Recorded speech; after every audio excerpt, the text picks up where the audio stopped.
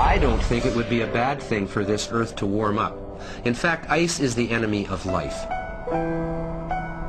Al Gore gives the impression that sea level is going to rise by 20 feet in the very near future. Now, that is a very disturbing misstatement of the science. 20th century is certainly not the warmest in 1,000 years, and we also have scientific data to show this. That was from the film Not Evil, Just Wrong, which is not a documentary about my pecs, but it should be, I think. This 2008 documentary explores the negative impact of green policy and the questionable claims made by man-made global warming proponents, including the hot air king himself, Al Gore. Joining us is the man behind the film, Phelim McAleer. Phelim, you're in town to debate a global warming proponent in an event hosted by none other than comedian Sarah Silverman.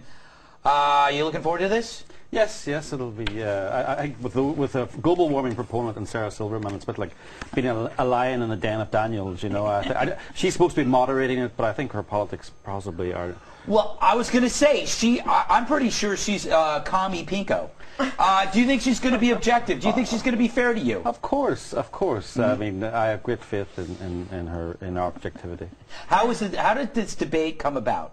Well, it's sponsored by Lexus, who are launching a luxury hybrid car and automobile, as you guys say. And you know, it's great that they're actually sponsoring the debate. I mean, I don't know if I'll ever drive a hybrid, but it's great that they're. I mean, 6 months ago, my fellow journalists were cutting off my mic because I dared to ask Al Gore an inconvenient question. Now Lexus are sponsoring a debate about global warming. This is an amazing thing. I think that there's progress here, that even debates like this are happening, because a few years ago, no one would dare question global warming theology, and now it's as though your actions and the actions of the leaked emails have forced these people who have had it so cushy now have to come up and defend themselves. Yeah, remember that phrase, the science is settled? Well, you know, it's been discovered it's not that settled, and it may have been slightly mushed a bit and greyed a bit.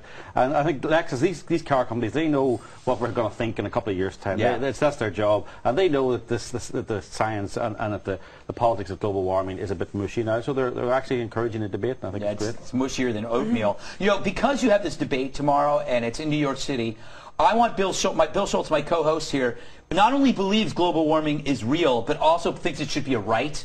So I think it's a way to prepare you for the debate. Bill, I want you to ask some tough questions. Wait, I just want to get back to something you were saying earlier. So you're saying you're the lone voice of dissent and vastly outnumbered constantly when you talk about this. Wonder what that's like. Anyway, getting to my question. Now, Sarah Silverman, as you said, was the moderator. Considering her views on global warming and the fact that she's newly single, do you think the fact that you are going against it might hurt your chances? I hadn't even thought of that, actually. Until now. Until now, but that's I will. Do you find that she might be feeling the results of global warming more than most due to her very hairy arms? Terrible. Craig, this is serious. You're supposed to help him. He can't even answer that question. They're very hairy. You will see them. I am prepping you for this. Do not get distracted. She will use that. Like right when you're making a point, she'll just be like, hair. These are all things you need to be aware of, sir. I'm wrestling this debate away from you. You wrestle all you want. Please. You wrestle all you want, cowboy. It's called the dark side of green. Yes. Why is it called that? I don't know. Someone. Why not call it brown? Someone called it somewhere. I suppose. I mean, people are saying maybe there's two sides to this argument. Maybe, you know, hey, we've got a recession on. Should we really push up the price of electricity and drive jobs out of America? So there's a darker side. For everything, every time you ban something, somebody does without something, and I suppose that's what this film is about. You know, you made a point in your film, which I've been talking about for a long time, about how environmentalists were able to get DDT banned. They said it was very harmful, get rid of it, and what that directly led to was 40 million kids and adults are dead, mainly in Africa, because of the banning of DDT.